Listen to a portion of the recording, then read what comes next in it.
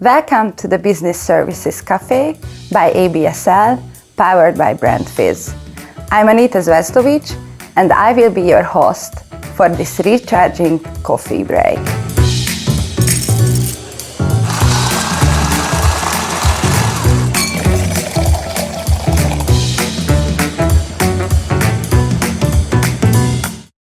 We are here to bring the thriving business services sector closer to you with freshly brewed insights and also some espresso shots and also some sip and think advices for takeaway. In each episode, we sit down with the top leaders of the industry and we explore energizing topics with the audience. And in today's episode, our guest is Miklós Koczor, who is a senior director, financial professional. He has been leading finance organizations and shared services for like 20 years, close to 20 years now. Close to 20. So very warm welcome in today's episode. Today's topic is a very interesting one and a very hot topic and hot trend on the market, which is the sabbatical leave. So grab your favorite coffee and settle in as we are blending in the inspiring conversation right here at the Business Services Café.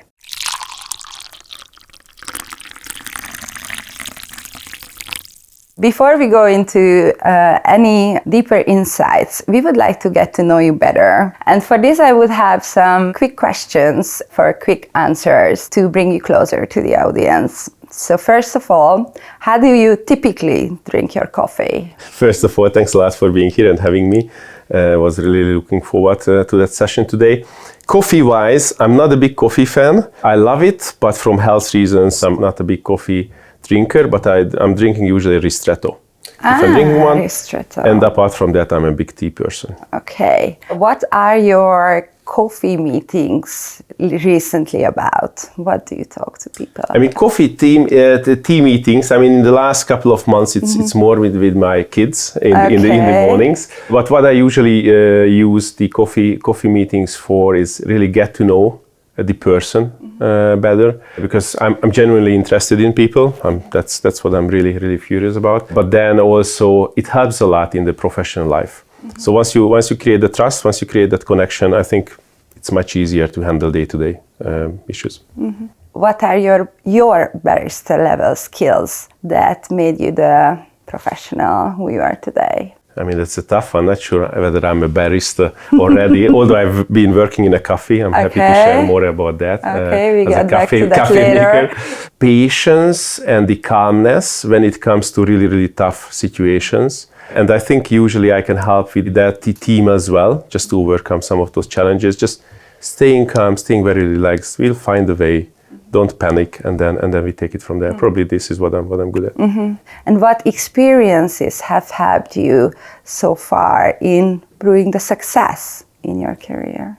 Building up some resilience. This is what I definitely learned over the many challenges that I've seen in my professional life and also private life as well. So I think once you have that resilience and you just keep going, and if you fail, you stand up and keep going, then it's gonna be all fine. So this is what I'm using there. And now we are going closer to the topic, which is the sabbatical leave. And that's why I'm very grateful that we can talk about this with somebody who has such an extensive experience also professionally and also personal experience in this topic. Before we go in there, looking back on your career journey, what were the key moments and challenges that made you the leader who you are today? I mean, that's probably a longer answer. But I think it's all in all, it's really life, both professional and private life, and the experiences I've been gathering. As a student, I've been working on 10 different places doing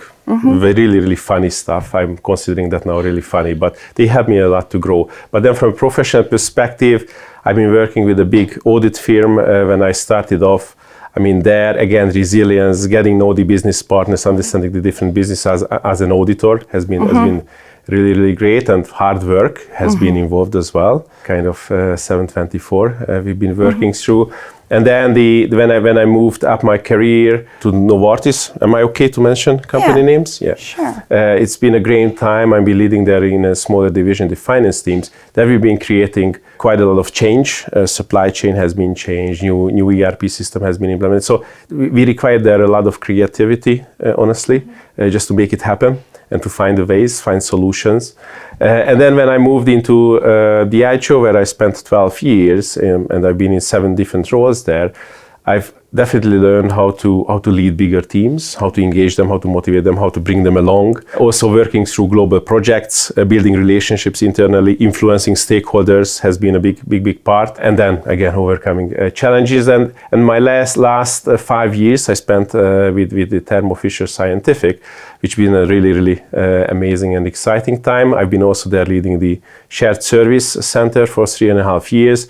And definitely what I've been learning there is connections and how to step up even further in terms of influencing and stakeholder management. That's been a big one.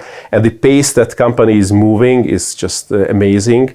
So resilience, fast decision making, critical decision making has been absolutely part of my daily life. So I think I've managed to pick up some of those skills, but the list I still need to pick up is very long. So long way to go. Of course. Being a leader, like you used a lot the word resilience, stakeholders, renewing, innovation, negotiation, motivating employees, agility, bringing things to the next level, growing. So it requires a huge engagement and a lot of effort.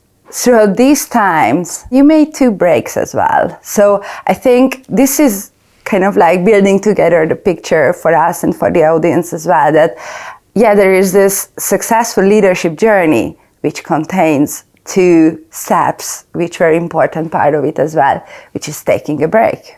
And that leads us to our topic today, that do you see the sabbatical leave a career risk or rather a growth opportunity?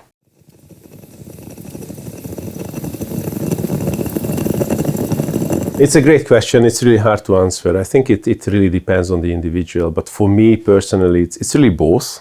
Let's start with the risks it involves or the career kind of break. I mean, naturally, you are on a path on your career and you decide just to step out. It doesn't help your at that moment. It doesn't help certainly your career. I think if you are using that time well, and if you are focusing on the things that are really important to you, that might give you, or it should give you kind of the energy, the motivation to carry on, and then probably be even more successful in your next episode in your professional life. So I think it involves some risks, but it really depends on the individual whether that person want to take that risk or not.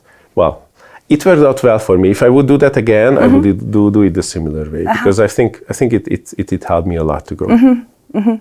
So it's great to put together this puzzle, that there is a career journey within which some of the puzzle pieces are also there, which are there to breathe and to recharge and to have a different perspective on things. And then No, absolutely. And probably what I would add is that I had very different 2 motivations when I took the 2 sabbaticals. Is it okay if I'm just sharing a little bit more around that? Think, yeah. The first one was really about, after the 2 years I've spent with the auditor company, we were really working 7/24, and when I've been promoted, I said, look guys, that's absolutely fine, I'm loving it.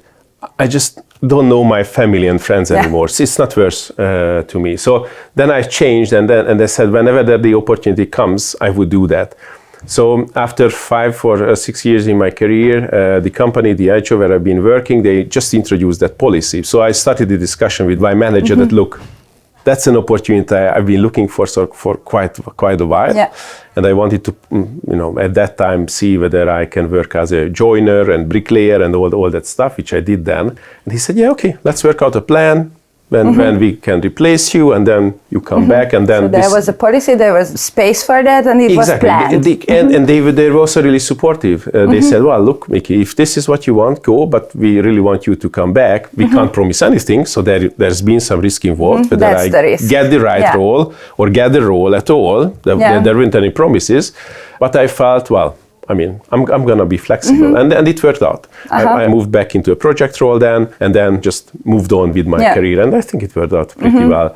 And this time it was more about, for reasons, probably it's not worth going into that, but I decided to resign from the company. And I said, well, it's been 15 years ago, and it worked out pretty well for me at that time. Why I'm not just giving myself a break now, which I've done, and now I'm starting just looking for new opportunities. So it was a different type of motivation, but again, it was really, really worthwhile doing.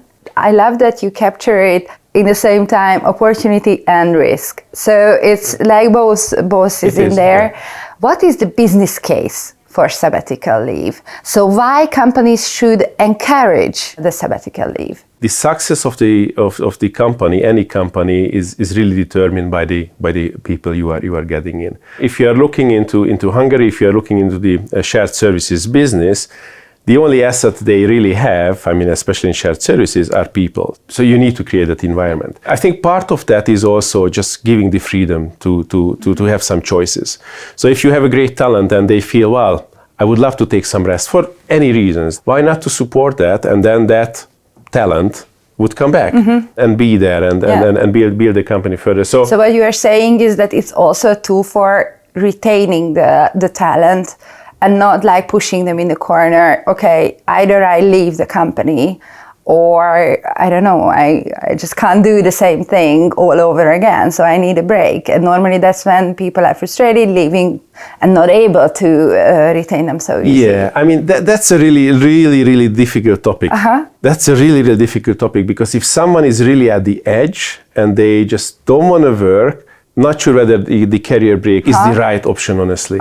What I've seen also in many other examples, in my example as well, but when I've been making the decisions whether we approve it or not, certain career break, I think if there was a real purpose behind, if there was a good reasoning behind, and we knew that that's really the best for that person, then we were happy to support. If we felt that's more kind of escaping from something, from a different type of problem, then probably it's worse attacking that problem, not just escaping and then doing different. It's hard to judge. It's really hard to judge, but generally that's very supportive. And this is what I see across the shared services sector that has been introduced, and there are many other alternatives, just how you can really get some break. I would be interested in how to plan it. What advice, based on your experience, you can give, from the decision till the actual happening? I would start it there, where you have a really open discussion with your line manager and see what are the opportunities. You help your leadership to understand why you want to make that decision and what are your plans after your career break or after your sabbatical. I think that's really important. The other thing is what I've done in both of my two occasions is just really finish off the work. I think that's really important. And if you want to return, you want to make sure that everything is kept in order, and whoever is taking on that job is really happy what she or he finds there. So I think that's really giving some extra motivation. At least this is what I've seen 15 years ago as well, and here as well. I really wanted to finish and close out things. And then, in my mind at least, the switch that you are on a break comes a little bit later. So because you are working so hard on that to accomplish that, you don't really think, or I haven't been thinking about doing what's going to happen there, etc. Doing, and then the D0 comes, the D-Day, and then what's next? So then it took me both occasions, couple of weeks just to realize what to do with my time, how to deal with that, because it's a very different feeling. I'm happy to share a little bit more about that. And how do you balance, because there is rest involved, learning involved, exploration is involved. How do you get the most out of the sabbatical leave?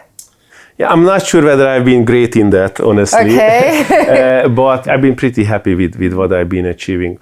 I think when you start off, the stress level that you don't realize it's there. You just keep going, your daily routine, in your professional life, family, kids, friends, all that.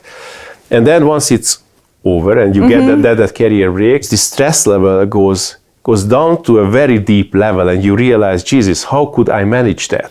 But, many of us do that, and you do that as well. So it's absolutely manageable, but that's probably the biggest difference. And then, after that, I think it's important to understand, that goes more back to the planning phase, why I'm doing that. What do I want to accomplish? Like now I also did like a A2 big plan for the 6 months, Nice. like 150 items on it. It's just like a mess. And there is lots of delays on that, etc. In a real professional life for different reasons. But I'm still ticking them off, and I know I need to accomplish that. So I just wanted, whether that's thinking about myself, what do I need from a mental health perspective, from a physical health perspective. I'm visiting 5 times the gym in a week, which I could have been doing before as well. It wasn't just on my top 10 priority list, but things like that. I'm doing quite a lot of pro bono works as well. I'm cooking every day, taking care of the kids. So I just love that. I never spent so much time with my kids. I'm there, and having lunch together every single day is very different from what I used to have. So just those simplest things are just helping you to really, really switch off and think about your priorities in life. But then after that, I'm certainly in that stage already. I'm missing already, let's do something different. Let's do some more work-related stuff. Because after a while, and that might be 1 or 2 months for someone needs a year. For me, 6 months are absolutely great. How do you see the past 6 months as helping that the passion is again there? You are again willing to go on the field, and this is the time. To me, whatever I'm doing, I really want to do that with 120%. Same for professional life, same for cooking. Like, I'm usually overdoing it, and my kids are saying, don't just make it simply. Don't put in those spices. Just try to make it simple. That's kind of the advice I'm getting. So I don't think I've lost the passion for work. I just felt I need something else just to have a complete, fulfilled life. That's probably it. And now the opportunity kind of came because I resigned. So I said, let's use that and let's kind of also test myself. I like to push myself to the edge in terms of, what's going to happen if I really don't know where I'm going to work, if I'm going to run out of money, if I'm going to, those like uncertainty. Having the plans or like the thoughts around it. Because otherwise, you have a great job, you have a great family, just running. And, I sometimes really need an additional kind of pressure or a cut to do to myself. Just probably I should, to talk to some therapists there. But anyway, just to figure out and test myself that regards as well. And that's also a period for that to me. How did you experience the prejudice and how did you deal with it? Because I could imagine that in the business service sector or the way we live in this sector, maybe it's a little bubble, and outside in the world, maybe it's less understandable than what you are doing. So how did you deal with these prejudices, or what one can prepare for? No, it's a really great question. I really like that. I mean, and just to confirm to your point, I also feel that in shared services, I think that also connects to the fact that it's really people who the only assets are. We need to take care of the people even to a higher degree probably than in other companies. So therefore, more freedom, more flexibility, more opportunities. Also, these regards, it's just naturally there. And agree that in the shared service sector, if I'm telling someone I'm gonna go on a sabbatical, great, what you're gonna do. Everyone understands the context. That's great. We have it as well for longer parental leave. So it's pretty common. 15 years ago, when I told my parents at that time, I'm gonna. What are you gonna do? Have you been fired? What happened? Do you have any big problems? You can talk about that. I said, no. So it's very different. I also see the difference 15 years ago, honestly, and now. So more also in my friendship and also so more people understand. But there are more people who are jealous of it. Probably. More, but then still the level of kind of uncertainty around that topic or preconceptions or so is still there, I feel. There. Okay. Because, you have no jobs, you're not earning money. I mean, you are a man, you should be definitely feeding your family. Yeah. You are not, so who's earning? Is your wife really earning all the money? Yeah.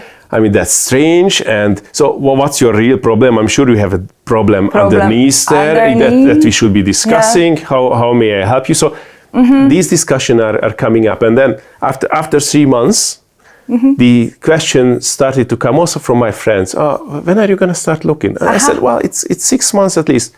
But still, don't you want to just test it? No, I'm not. And then again, and then again, and then again. So this still there. Let me enjoy it.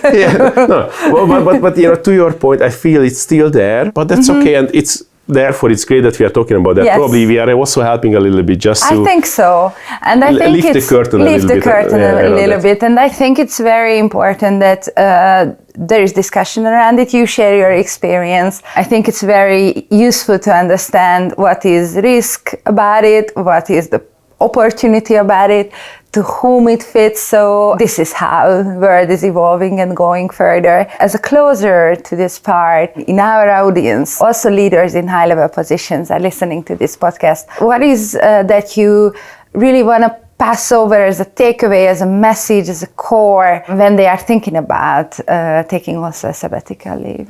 I would say if they are already thinking, then don't be afraid of taking that risk. Yeah, there is a risk. Because, I'm a very optimist person, and I usually say, we'll figure it out. I don't know what the solution is. I don't know what's going to happen, but I trust in the world. I trust in myself. I trust in my family and my friends. Yeah. We're going to work it out somehow. So I think taking that risk, because it involves, as we discussed already, a good portion of risk as well. Just go for it, test it out, try it. And if it doesn't work out, you can still rethink it after a few weeks and months, but go for it. And then for that, probably self-awareness is another one I would mention. So just being really understanding what matters to you.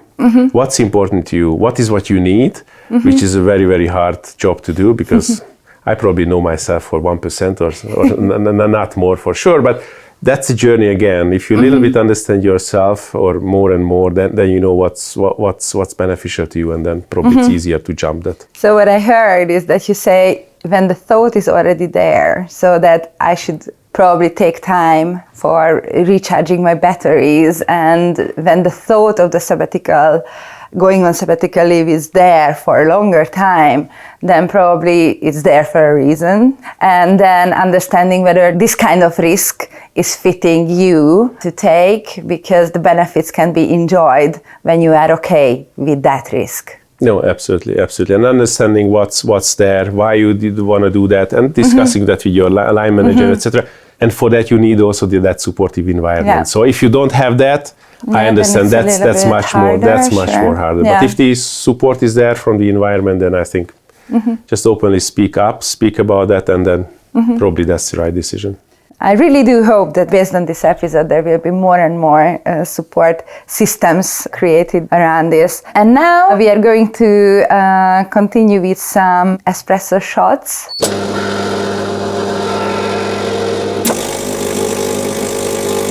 So what was your first job ever? In a grocery store, I've been filling up shelves. Okay. And I recall I got 50 forint an hour.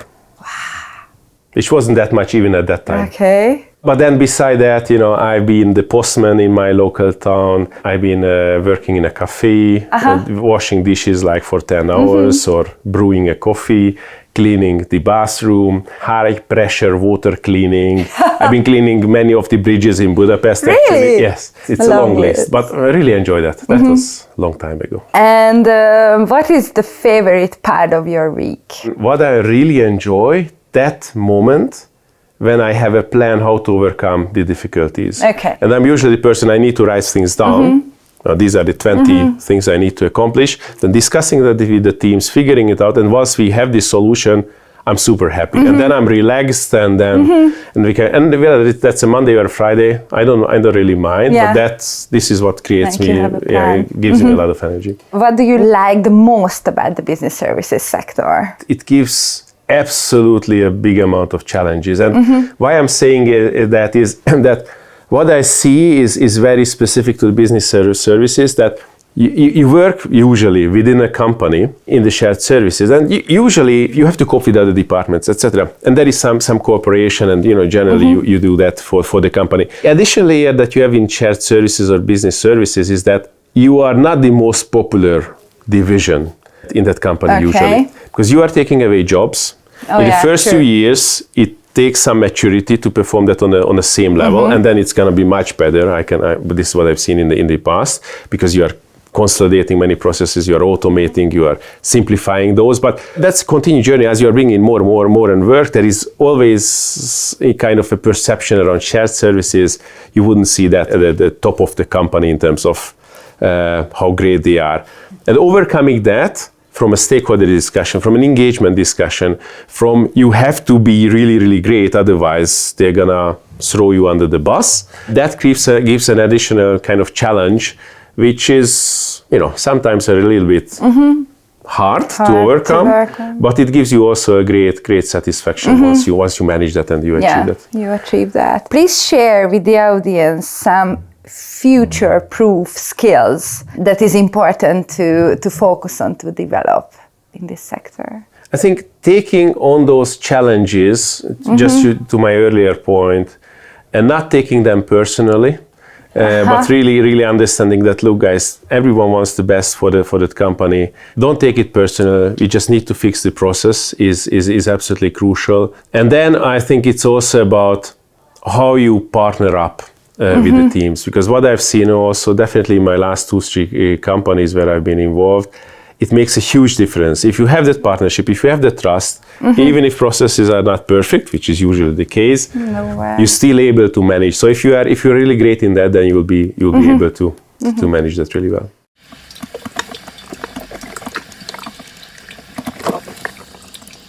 We arrived to the point when we conclude the episode, which is about the sabbatical leave. What is the single most important lesson that you deeply hope that the audience and the listeners take away from what we all discussed today? Understand your motives or motivations when you are thinking about taking a break, and just be brave enough, be bold enough, take the risk.